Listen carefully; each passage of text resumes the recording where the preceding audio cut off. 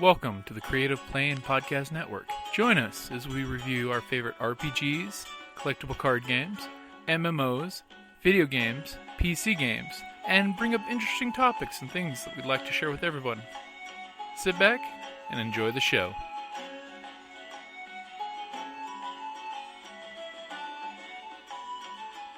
Hi, this is Kelly, aka Trixie from Ragnarok and Roll, a Scion to Ragnarok story, and Tilda Wimblewick from D&D Journey of the 5th Edition. First off, I would just like to say thank you to everyone for listening to our varied adventures, as well as for rating us on iTunes and rpgpodcast.com. If you haven't rated us yet, we would greatly appreciate it if you could. And if you're looking for more ways to support our efforts, we are now on Patreon, a great site where you can help us continue making more podcasts, as well as some special surprises for our patrons. If you can, please look us up at www.patreon.com/cppn. Every little bit helps. And again, thank you for listening.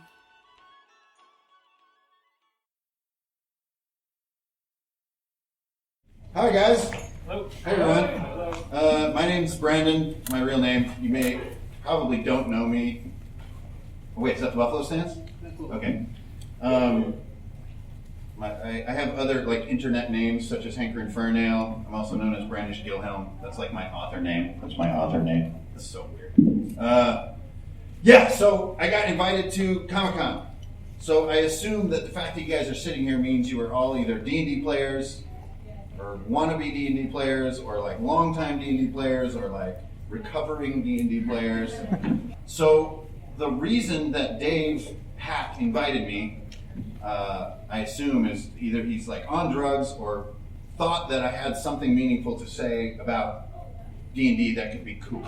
So I imagine it's probably both.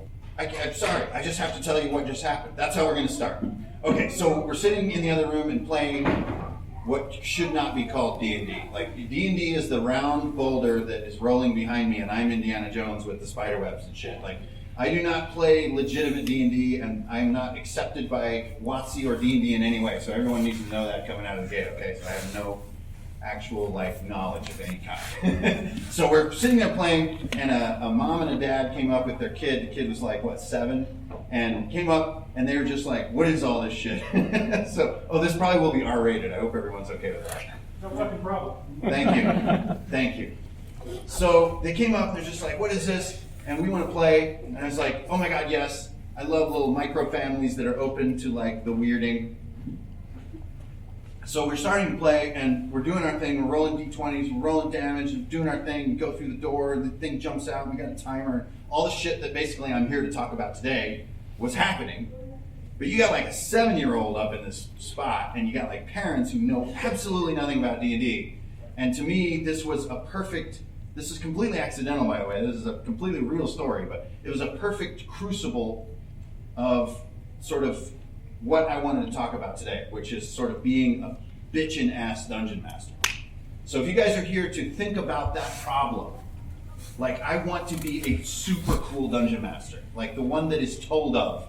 10 years from now, 20 years from now, people will talk about that night where everybody crapped their pants because of the whatever. So it just happened, which is we're playing. I feel weird. My skin is crawling thinking about it. So we're fighting skeletons. Then there's a skeleton that's way too big, and he's immune to damage until you do the thing, and then you block, and then you're playing the cleric and kind of throw some heals from the back, and then the pillars fell down. And they're basically, I run a lot of timers in my game, which is what we're about to talk about. But the time was up. They're screwed. There's no getting out, which is one of my favorite scenarios in all of D&D. There's no winning. Everyone's going to die. And so what you have is the problem of facing, how do you find yourself in the final frame of the comic book? Because there's no winning. You're screwed. And for a 7-year-old, this has got to be whoa. But it was okay, because of the tone at the table. So with the final turn, the kid is at the end of the initiative order. The whole thing, the whole game, 45 minutes or so, 2 rooms of playing. He's to my right, and you guys, I don't know if you know me, but I play clockwise. So he's it. He's the end of the book, and he's 7 years old, and we're all looking at him. The kid is just I just wanted to be Zelda. I don't know what's happening. Well, Link technically. Okay, let's not get sloppy. So the kid, what are you going to do? Like, you're going to stab the thing? You're going to, like, run for your life? You're going to grab some treasure or, like, hold your sword up and die like a Viking or something? No. The kid says, I'm going to hug my dad. But this is my game, so you have to roll for that shit. You have to roll to hug your damn dad. You guys probably can see where the story is going. Nat fucking 20. That just happened like 90 seconds ago. Okay, we don't walk that fast, but. So he rolls the nat 20 on the hug, and the cleric is like 15 yards away. We said, fuck it. The cleric also runs up. He's like, guys, bring it in. Boom. And all the rubble comes down and doesn't hit them. Anyways, that just happened. And to me, that's what I wanted to talk about. So how do you get that shit to happen? So if you guys are playing D&D or like wanting to play it better, or maybe wanting to get into it is really the most interesting scenario. I'm a big believer in the Zen mind, beginner's mind. So like people that are starting things seem to have all these possibilities, and people who've been doing it for a long time and are all awesome at it, they seem to be more close-minded. So I would invite you to, before we talk about this stuff, like open up that Zen mind a little bit and think about, like when I say the word D&D, I never mean D&D. I mean whatever the frick weird shit you guys are playing. I will even talk to and be human toward people playing Masquerade. It's okay. But you can play Masquerade even better, no matter how good you are at it. As a matter of fact, the better you are, I think, at playing, and especially Dungeon Master, you can get better. When you're a beginner, you're a beginner, so everything you do, you get better. Right? You punch a board, you're a better puncher than you were like 10 seconds ago. But when you punch a board for 10 years, you have to punch your way out of a buried coffin to be cool. So to do that, to punch your way out of the buried coffin, that's what I wanted to talk about. Okay, so does that feel like an intro? Yeah. That makes sense? Is everybody like with me now? Are we kinfolk? Damn, Airbender, you're crazy, dude. You're freaking me out. In a good way, though. Like they kind of want to touch you a little bit. All right. And by touch, I mean like the whole. Okay. This is so weird, you guys. I'm not used to this. I like to be like in a round table space where we're all equals. So I'm going to try to make sure I keep looking at everyone. If I don't look at you enough, it's not because I don't love you. It's just because. Father. All right. Whew. So that's the intro. That's like the emotional. You guys, hey, I'm not weird. You can relate to me, and I'm like a normal person. All right. So that's out of the way. Also, Lando, your mustache, and just keep going back to it. So actually, how do you actually improve? I had like a thing that I made, like a PowerPoint thing. It's so stupid. I felt like so dumb. You guys, next slide. Dear Lord. So instead, I just wanted to be myself. And it's strange to sit behind a table and try to be myself, but I want to hit you with the things. So it could be a bullet list of any number of bullets, but I can usually try to cook it down to, well, it has to be less than 10 because anything more than 10 is unrememberable by the human brain. So let's like try to stick to sort of like 5. So I guess there's the first damn point. Is like anything beyond a very small number, you can't remember it. I don't care how cool you are or how smart. And take this as meaningful when you're dungeon mastering. You cannot remember 10 things. Everyone forgets bread when they go to the grocery store. Because you wanted Gatorade gum and like Red Bull and Godiva chocolate. That got really weird. And that makes for a hell of a night, right? So, anyways, you can't remember 10 freaking things. So if you're faced with a situation when you're dungeon mastering and you're like some force out there, Starfinder, which you're learning to play, is wanting you to write down 10 things, fuck that. Do not write them down. You only get to write down as many things as you can remember. And this rule is so brutal if you take it to heart. Now I have a couple of my stupid book to give away. So like 2 of you will have like a yelling contest or something. But a lot of the stuff I'm going to talk about is kind of in here. Okay. You can't have more things than you can remember. So if you're sitting at your table and in X number of rounds the ceiling's going to collapse, the torches can be pulled off the walls and used to burn the zombies because they have oily rags on their bodies. There is a weird sigil in the wall that, if read, will unlock the door that goes to another area. Oh fuck, I'm only at, what, 3? I'm already starting to stumble. Actually, it's too late. Game's over. Fun's over. So, screw 5. I only got to 3 things. Those are all you get for the next hour of gameplay. And if you can adopt this and truly believe it, take it in, your game gets so kick-ass. Now, I only have about 35 years of playing to go on, and I know that like this whole hobby is massive. And if you guys are who I think you are, you probably have comparable experience. Like you guys are dungeon masters, you're players, you're all into D&D. Why are you even here? Such a weird talk to go to. But if you know that feeling of having all that experience and wanting to get better at it, then you're right here with me. So I only have that much experience to say what I'm saying. So if anything I say seems axiomatic, like it will be better, that's all I have, is that experience for you guys to believe me. It will be freaking better. The worst thing that can happen to your game is you're like, okay, so I'm gonna hug my dad. And you're like, okay, just say. Where's H? There's no hugging here, guys. Someone's on their cell phone. It's too late. The fun's over. So this is the first one, okay? So you can only have as many things as you can remember, and how do you deal with that as you're trying to make like 6-hour sessions? Your problem. But per intensity moment, you don't get 5 things. You don't even, honestly, you guys will, if you take this internally, classes will become annoying to you. Like, variable damage will become annoying to you. Like somebody will be like, I'm going to crush him. What's your damage? It's a mace, I think. Is it a mace? Fun's over. So this is why I've consolidated so many things in my game, because I found that 2d6 plus 2 and 1d8 plus 4 are not fun in a different way. They are not meaningfully separated. So if you want a thing to be big, there's one thing you have to remember. Big weapon. That already took up one of only your 3 slots, which this talk started with 5, now you only have 3. Okay, so enough of that point. Fuck that point, we're done. Your lists and your bullets and the way you prep your game have to be so tiny that you just freaking remember them. And I mean 5 hours of gameplay. And if your players are cool, they won't wonder why you're not looking at your book. They'll know that like, oh, well, my shit is simple enough where I remember it. So when I pull out this big dude, well, he only has 1 mechanic, and it's rememberable. Okay, move on. Wow. I love this thing, by the way. I feel like Tom Selleck in Runaway. Okay. Smaller mustache. Second one, timers. God, you guys, I'm so uncomfortable sitting behind here. But all of you can't fit right here, so... Timers. So I don't know if you guys, how many of you guys know about my YouTube channel?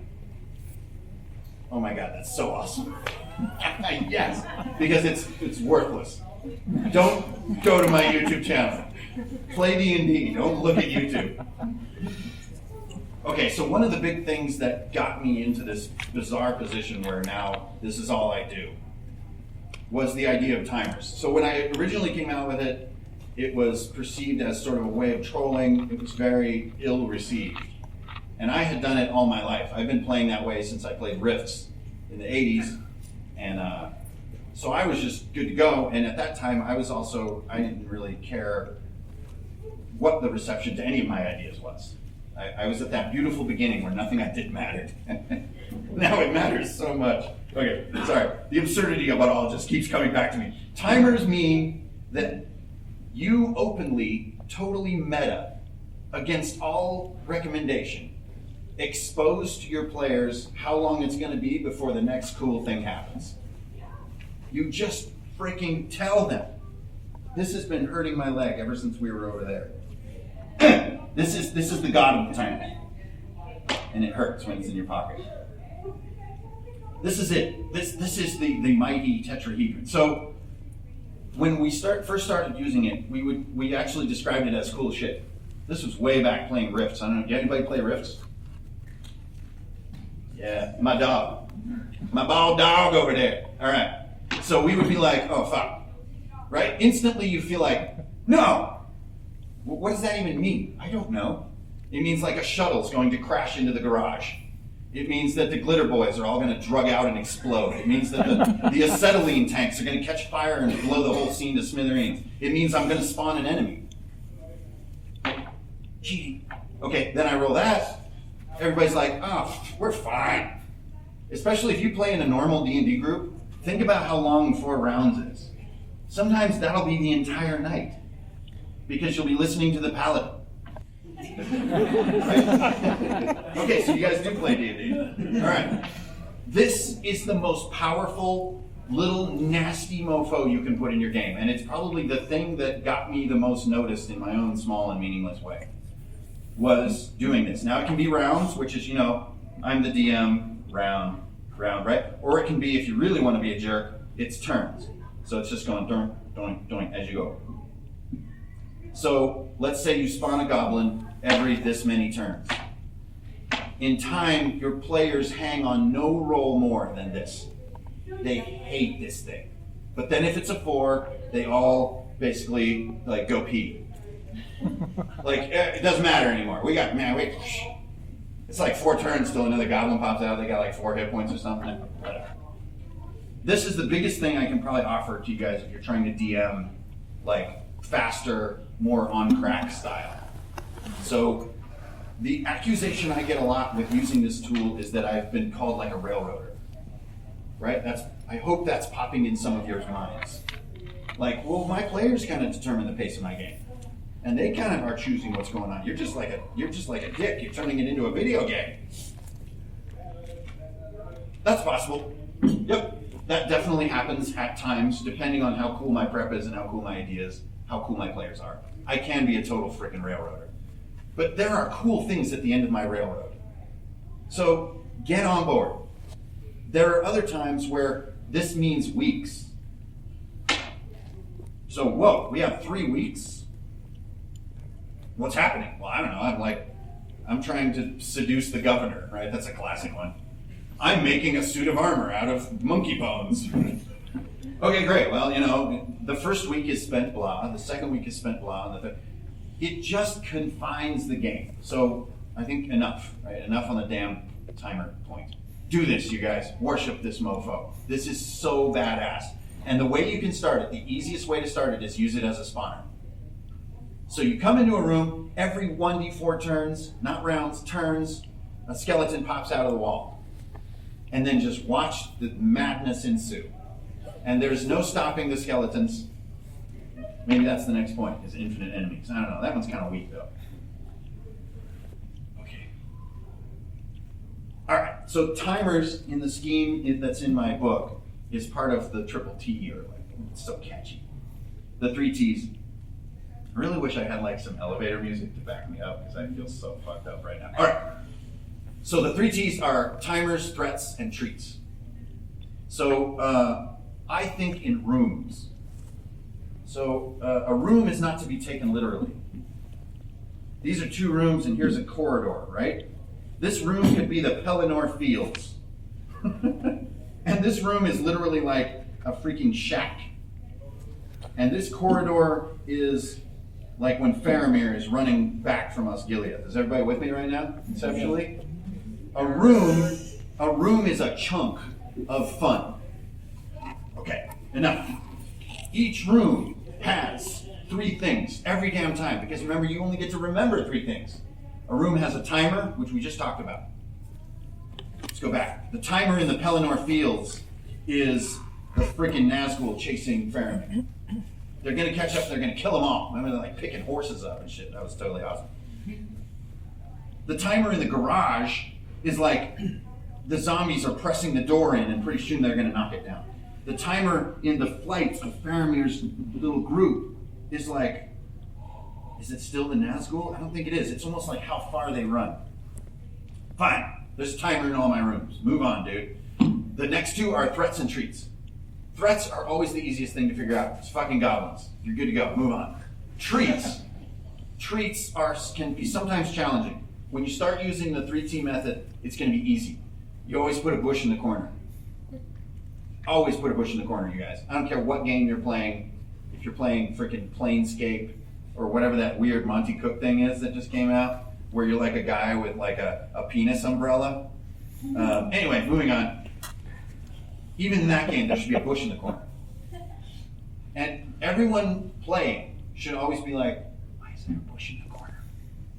If they're not asking that, like these players are, I don't know, looking at their phones too much. So they need to be like, I'm gonna go check out that bush. Perception check or whatever. Oh man, look, there's berries on here. They each heal 1d6. That is the most old school, most super basic form of a treat in a room. Now you want to be cool and Mario with it. You put the bush in a glass box. Be a jerk. And it's right in the middle, it's right there. There's a bush in a glass box. All the goblins are coming in because I don't have a better example. And it's like a really nice bush. It's like a singing bush. It's like well cut. I'm so sorry. But there it is. The only way to open the glass box is to, I don't know, friggin' talk to John Travolta. But it doesn't matter because you've built a trope into your game that you can use 1,000,000 times. The bush. Now pretty soon, if you're like me, you're going to get tired of the bush. I love just saying that over and over, but you're just going to get tired of it because it's going to be like, oh, where's the healing berries? So that's when the treat concept in your room design is going to get interesting.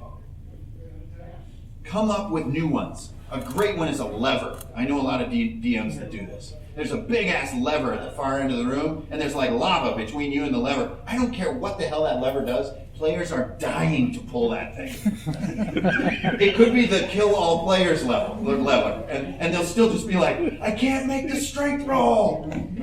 I'm trying to kill us all. Shut up. Like it's going to make me somebody if I pull this damn lever. Okay, so that's the next kind of easy one. Now, as you get into it, boy, you can get dirty with the treat. The treat can be the nastiest thing, especially if you get to know your players and you know, like, oh yeah, these guys are all like heavy metal Viking dudes. Oh, I know exactly how to fuck with them. I know the treat to give. Oh, it's like a guitar. There's a guitar in the far end of the room. Well, it's like the 13th century. What, on Earth? We're not on Earth, dude. It like has 2 strings. It's an electric lute. Asshole. There's an electric lute at the far end of the room. And actually, it's like being struck intermittently by like arcs of energy. I don't know any like Viking type dude players who are going to be like, whatever. Let's move on. There's a lever over there.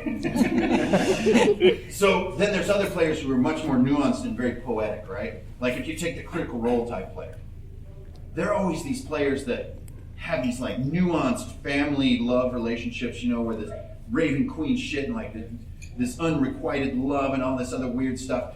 That's your treat. You put their love, their lost family member, their corrupted brother.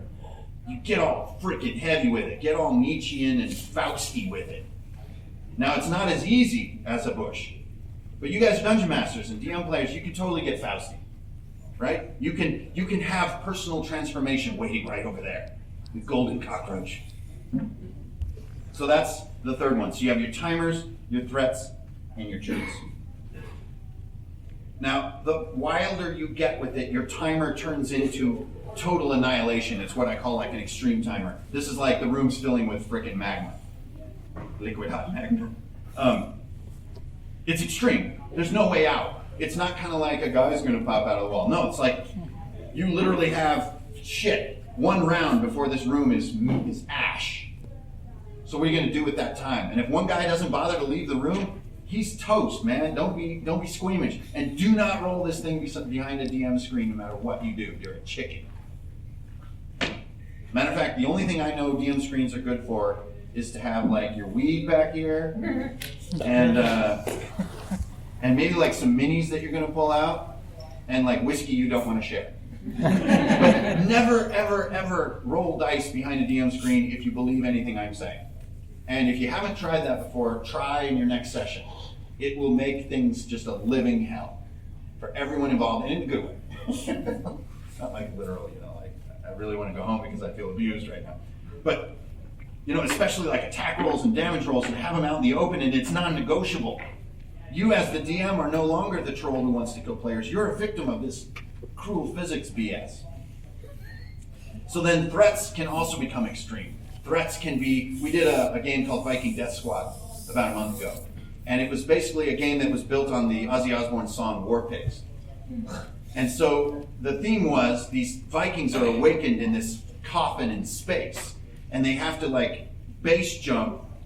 Dave, you know what's up. They have to base jump out of the coffin in space, down through the atmosphere, and then they find all these machines that have leveled the Earth, and then they take this beam down into the center of the Earth where Lucifer is waiting, but the beam fucks with him. It turns one of them into Satan. And he has to battle all his old friends and try to trick them into joining him and all this fucked up shit. But that's not the problem. That's not the threat. The threat is that the coffin ships are falling out of orbit. And they're all falling down on the Earth. The Earth is done.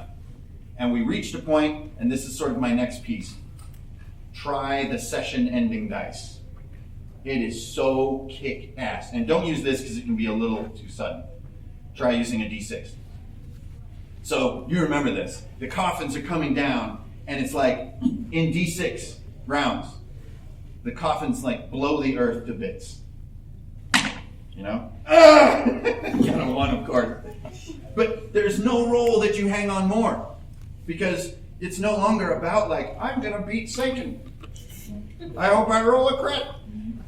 It's much more about like, how am I going to meet the end? And that to me is a much more like Matt Mercer style, critical, kind of more high nuance tone to the game. So try that. You'll know when the time comes. I got to go Yoda on this one with you. Like, when am I supposed to roll session-ending dice? Oh, you'll freaking know. It's like when they behead somebody you never thought they would beat. And you're like, damn, you just rolled like 53 damage. I'm like, you know, in that many rounds, the game's over for tonight.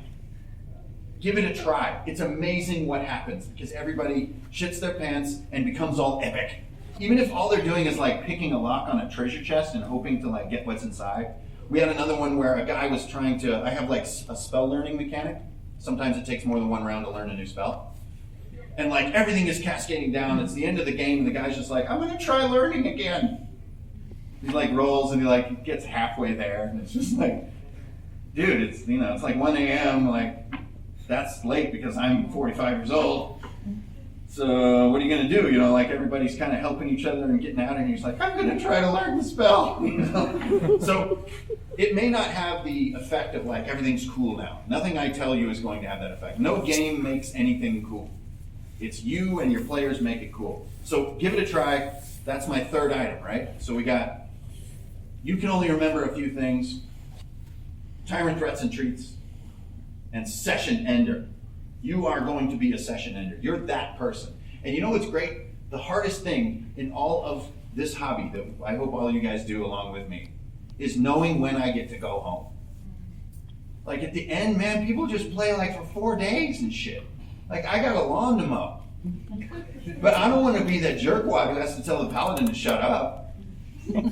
But someone has to like, you guys, like I'm on my like 17th monster. I'm drinking that white one now. Like that's tough. I don't want to drink that white one, man. So it's beautiful because it gives, and it could be mid-combat. It could be like one dude is down and has like one death save left, and it's just like this whole huge, oh, we're out of time, guys. Sorry, the dice just clicked to 0. Man, there's no cooler way to end the session. Instead of like, we're in town now, and I hate my existence because I don't know what to do. I guess I'll talk to that guy. What's his name? I don't know. Whatever. Don't end sessions that way. Okay, fine. Enough reinforcement of that concept. So, what were they? Oh yeah, you can't remember shit. 3 T's. End that freaking session. What else we got? I have other cool acronyms like do the do, logs, the oath. The oath is too heavy for this forum. You guys got to come out drinking with me tonight if you want to do the oath. So, what do you guys think? And you don't have any information to decide. Should we do logs or do the do? Which sounds better? Logs. Damn, that was so decisive. Fuck the rest of you. Logs. Logs are location, obstacle, goal. All right, so this is my so dumb. Location, obstacle, goal. Where are we? What the fuck are we trying to do? And why can't we just do it? This is not like a new concept to any of you guys. We are in the garage. We want to go in the living room. Goblins.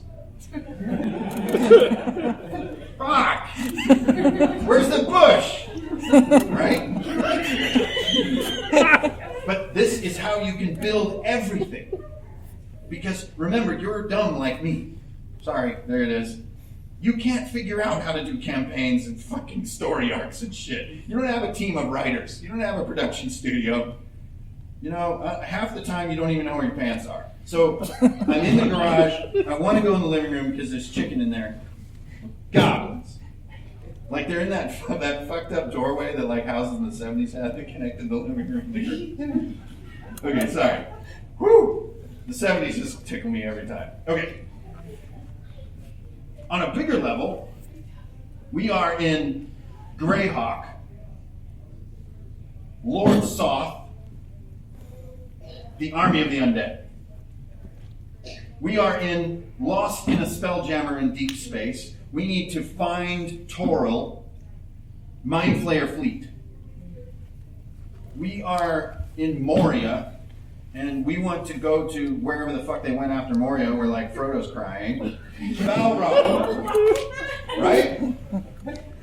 Location, obstacle, goal. Now, at first you're like, this is so new. But if you're playing continuously for like 5 years, you're out of ideas. Like you're fucked. And you're like the DMs. You're like, you have to clean your bathroom for people to come over, much less write a cool story. So that's where logs started being really helpful for me. I gotta be quoted on that. Is that gonna be on the internet? Oh yeah. Logs are really helpful for me. Especially when you're cleaning the bathroom. Yes, the more solid the better. So a great way is that you almost always know this one. You almost always know the location. It's where your guys already are, and usually they decide this. Now it gets interesting when your players determine this one. They decide the goal. And if your players are sort of like numbnuts, you may never find that time.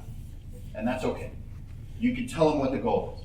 You got to go beat Lord Soft, guys, because he's kind of a jerk and he's got this rose and purple stuff's coming out of his eyes. And they're like, well, fuck that guy, right? But if you get like the cooler players, which you will if you play long enough, they'll be like, we're not really the military type. We kind of just want to get this cabin really squared away. You know what I mean? Okay, cool. Then the goal is a nice cabin. Your location is currently entangled in a giant war with the undead. Your obstacle is kind of like how Aeolus had to be written out of Hercules. Anyone? I went too far back. What's that? Kevin Sorbo back in the day. Thank you, but it wasn't Kevin Sorbo, it was his sidekick. Aeolus is the blonde guy. Yeah. No one could ever figure out why he was on the show. And then Gabby came in. Field Hunter Strike. And Gabby made Aeolus look like garbage. Right. Gabby. Right. Every Xena needs its Gabby. Anyways, Aeolus is basically written out of the story because he's fighting so much, he's realizing he's putting his life on the line all the time, and he's like kind of doing a disrespect to his family. He's like, yo, Hercules, man, you're a son of a god, you got nothing on the line, but I've got like a hottie with a body back there. And like 2 scrubs. Like, I can't be doing this adventure life. And man, it made a fantastic storyline for that super, super horrible show because they had to go to hell and stuff. And Aeolus is like, I won't. And Hercules is like, you're a traitor if you don't come with me. And then there was like a Power Glove commercial. All right. So anyways, that's logs. Logs is one of the easiest ones, but I do think it's still on the level of like the 3 T's and stuff. It's just, I'm not gonna like get notoriety about it because I think it's a common method. But I just want to put it in the arsenal. And that's 4 things, right? So how are we doing on time, man? Can we have like interactive mode? You guys want to do interactive mode?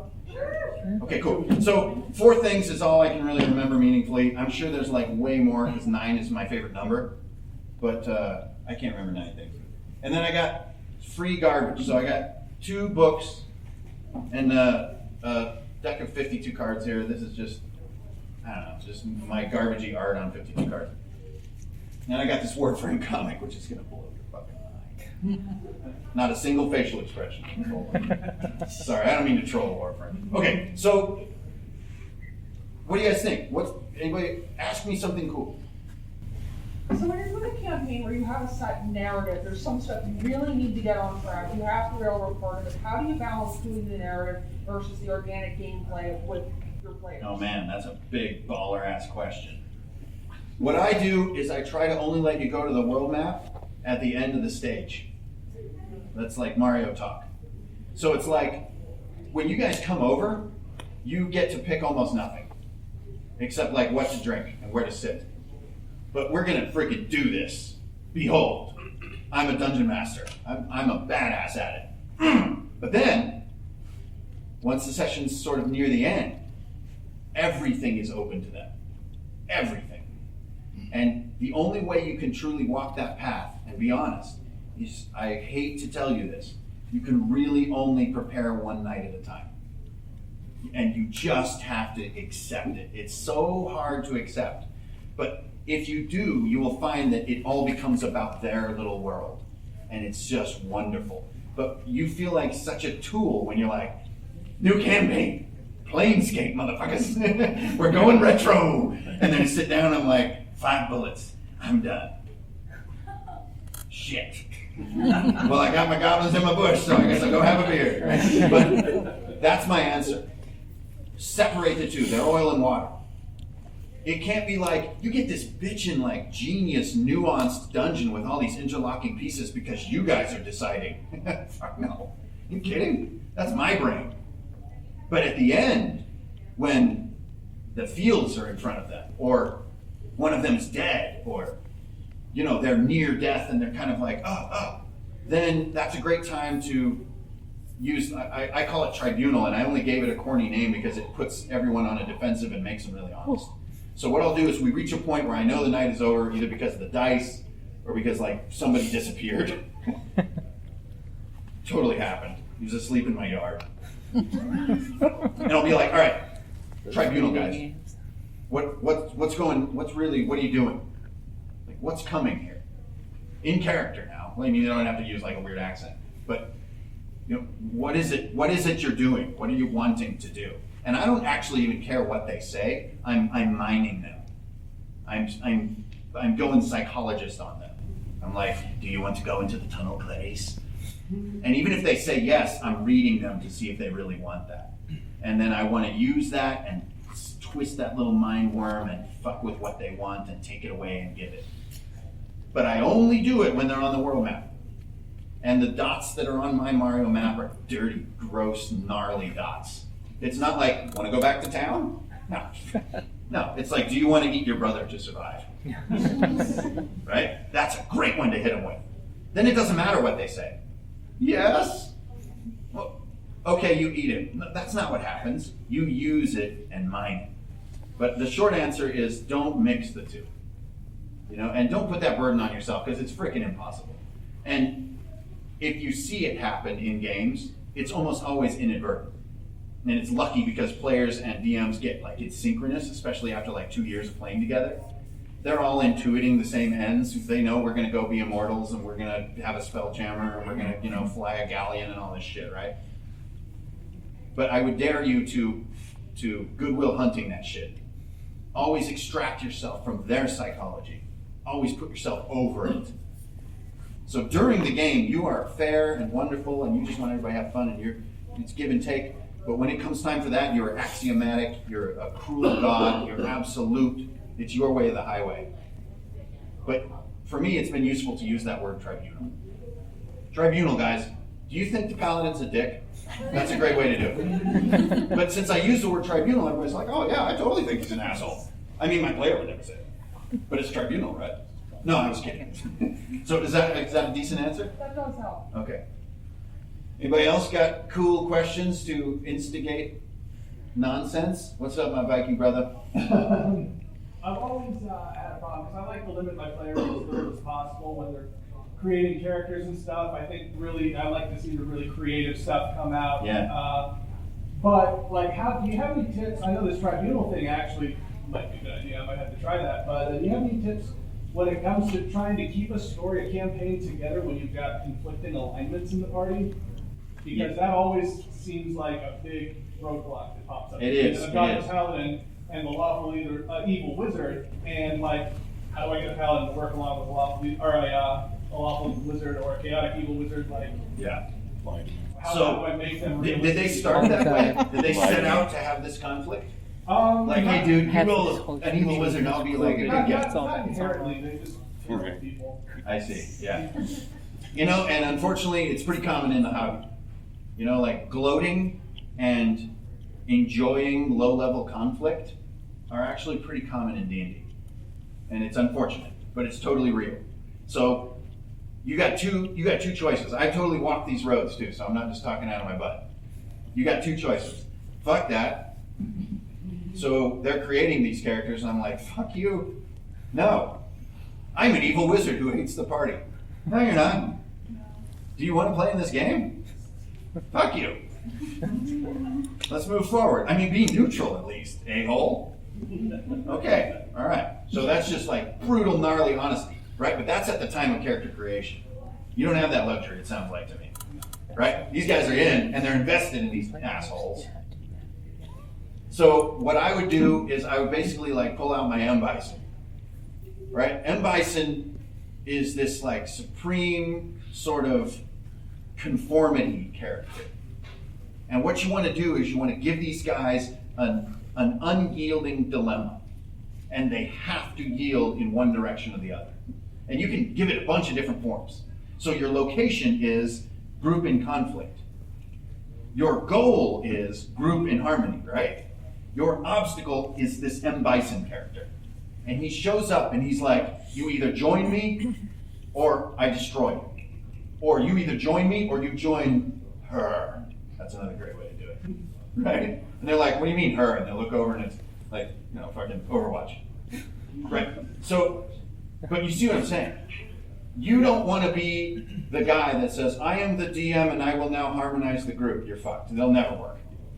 But you can have a character that can say that. And you can actually even say that to them. Like, what could it be? I mean, I just always come back to like a totalitarian figure. He's like, either pull it together or here it comes. And if you're going to have here it comes, you need to be serious about it. You need to have coffin ships crashing in from space. You need to be ready to destroy the world in the exchange for harmony. Because there is no game without harmony to me. If your players are in character, fuck your game. Or in conflict, fuck your game. It's not a game, it sounds like hell. And if somebody's being a dick and they're like using D&D to play out this conflict, fuck that person. Either get them out of your game, or the easier way is to just end the game. Just be like, and you don't have to end it with like some kind of cool cataclysm. You're just like, guys, this conflict thing, it sucks. And what I can do when I've had that happen to me, this is actually where the word tribunal was invented, is that I gathered my group that had this problem, not at the table and not to play D&D. We got together at the pub. And then, this part is not easy, dude, but I gotta hit you with it. That's where you need your Viking spirit. And you'd be like, guys, this fucking sucks. So can we like kind of align things? You know, again, it's a little goodwill hunting, right? Like you really gotta get all honest and awkward. But that's what the word tribunal is for. That makes you feel like it's somehow cool. And when there's an agreement, we have this thing called the spear in the skull. And that means, is the spear in the skull is what we ask. And that means, is this resolved? Because honestly, we are people who play tabletop RPGs. We are socially bizarre. We have all kinds of hang-ups. We can be introverts, extroverts, impatient with other people, like hermits. You know, really playing D&D is almost the main way I even interact with any other human being. So we have these terms that help with the weirdest things you can ask people, like, is everyone in agreement now? Like, no one says that. So we have this idea of like, at the end of the tribunal, we put the spear in the skull and no one can pull the spear out until the next tribunal. So I would challenge you to directly confront your asshole. And if they remain stubborn with it, then you do the next step, which is like what all cop TV shows do, which is you need to talk to him in private. And that's even more awkward. That's like the absolute limit of awkwardness. That means you really want this person in your game and you're going to go to the absolute limit to talk to them in private. Because you don't want to call somebody out in front of other people. But in private, you can be like, you're such a dick. Stop being a dick. Because, I got like feelings and shit. So I'm going to have to say, fuck you. If this continues. Like, can we jam? All right? Does that kind of answer it? I know it doesn't make your situation any easier. No, but I want to give you words for it. Yeah. Okay, cool. So I hope you don't have that for long, because fuck that. Also, fuck evil wizards. My group spends their entire life eradicating evil wizards, so if our parties meet, like, it's not going to be cool. Like, the keg's going to be gone. That was not the problem. Yeah, right. We're trying to get rid of this guy. He's back there like, I'm so bracelet. No, you're not. He's a good guy. All right, anybody else got one? Right. Yeah, buddy. How do you deal with players who constantly they want to split up all the time? It's like, here's a quest. You get the cheeseburger, I'll grab a beer. And it's like, how can you do something like, all right, you get a turn, then you get a turn, and then you get a turn, and then like there's nights where I spent like 2 nights on just these 2 characters with like 4 other players. It's like, guys, can you like group together at least for one night? And they're like, no, we like to do our own thing. Why did they have the chance to do that? Like, what gave them the opportunity to split in this case? Did you have like a branching dungeon? I remember, this was a while ago, maybe, yeah. There's like branching dungeons, I've had like bounty boards set and they just sort of do their own thing. Right. It's kind of like a struggle. So one solution for this is, how come people aren't buying Caramello anymore? Yeah. It's because there are too many funnels of products in stores now. And Caramello is only in 1 or 2 of them. No matter what you do, players are cats. And they're just gonna freaking run all over your shit, right? Let's just take that as a given. So what's the worst thing you could give them? It would be like a sphere with no barriers on it.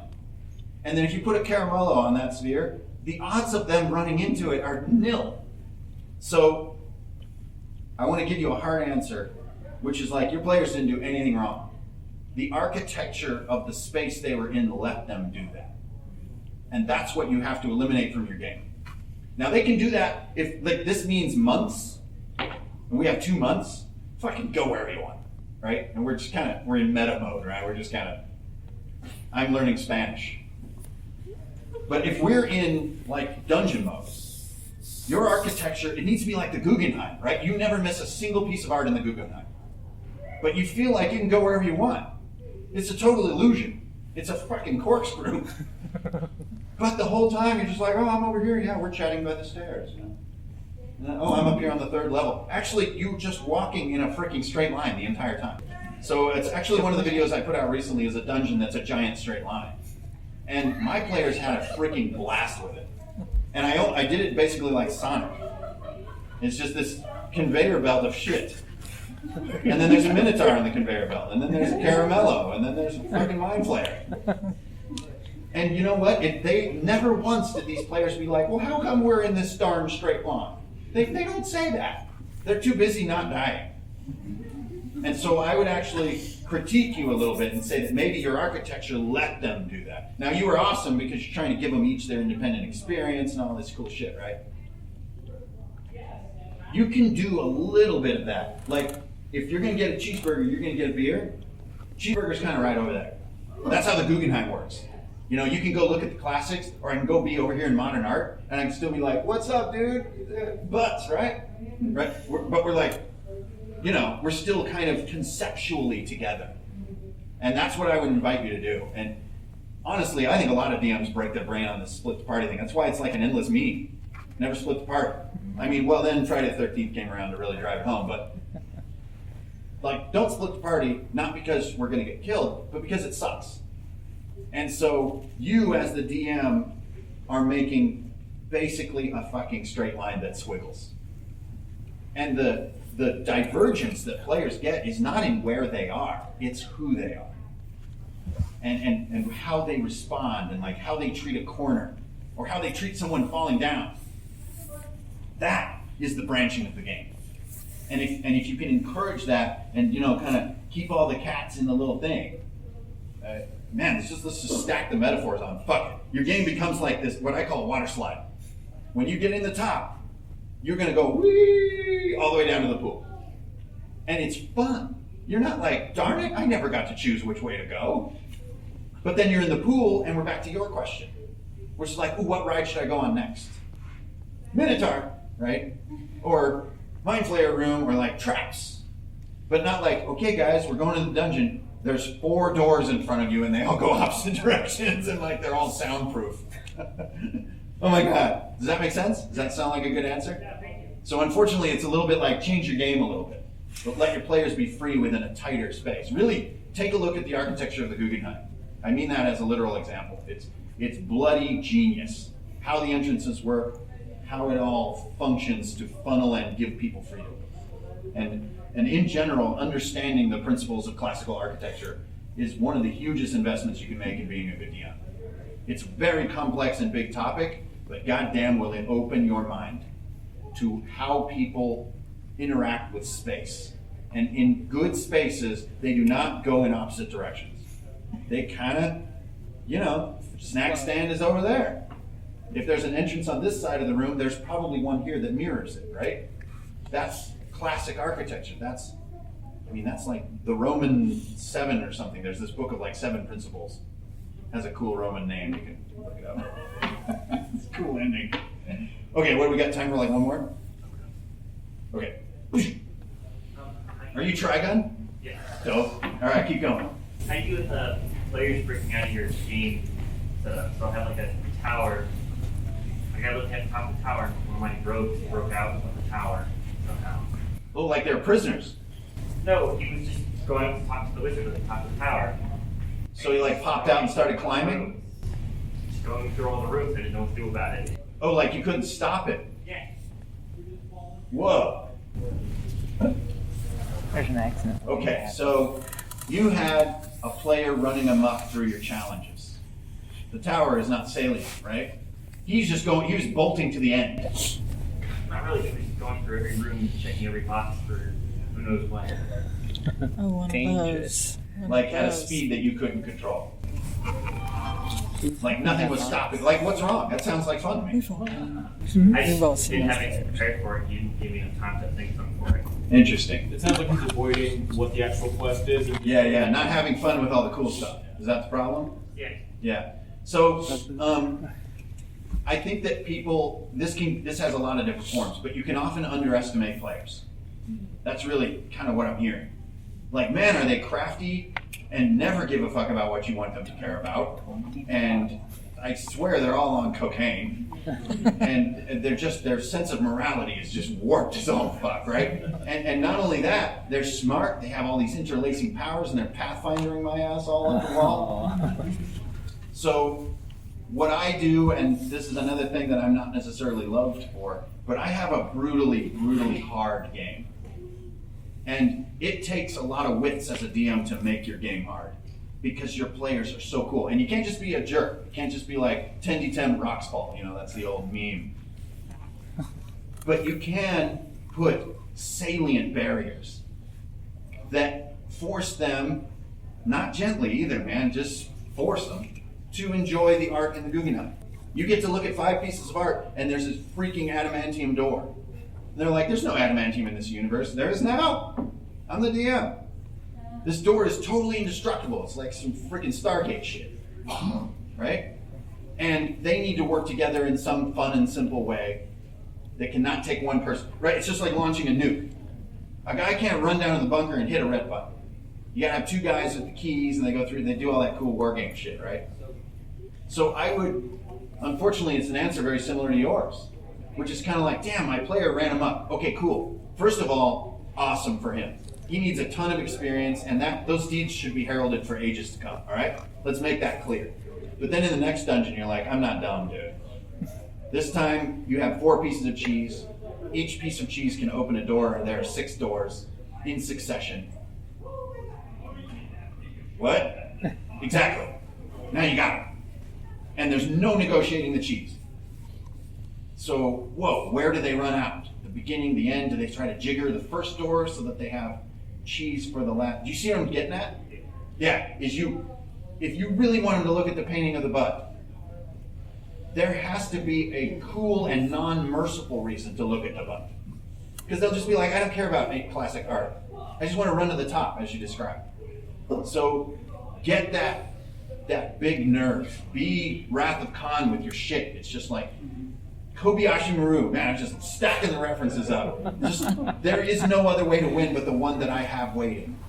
Until we come back to the pool at the end of the water slide, then it's up for negotiation. Does that kind of help? Yeah. But that is a tough challenge, I know, man. Like, my players do things I never ever. It's like, I've got a beholder in a room full of mirrors. Yeah, we're not going in there. We went around, we climbed. Well, it's like a 25 climb DC. 32.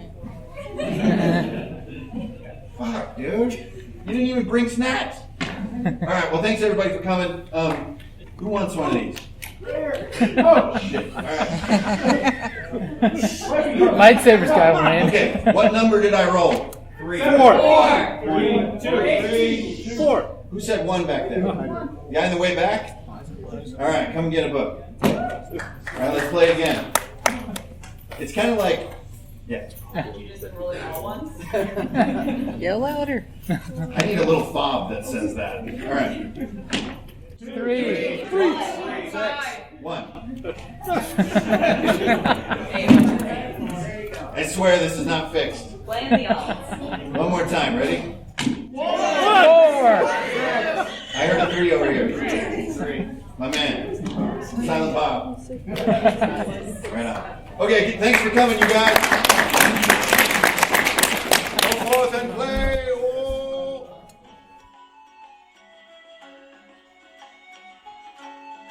Thank you for listening to the Creative Play and Podcast Network. And feel free to enjoy our other shows, such as D&D Journey of the 5th Edition and Scion Ragnarok and Roll, a Scion hero to Ragnarok story. Thank you for listening.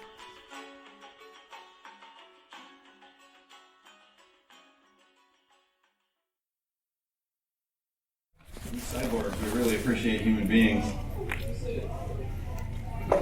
Do I? I'll just press it in. Is it happening? Yes, it's happening.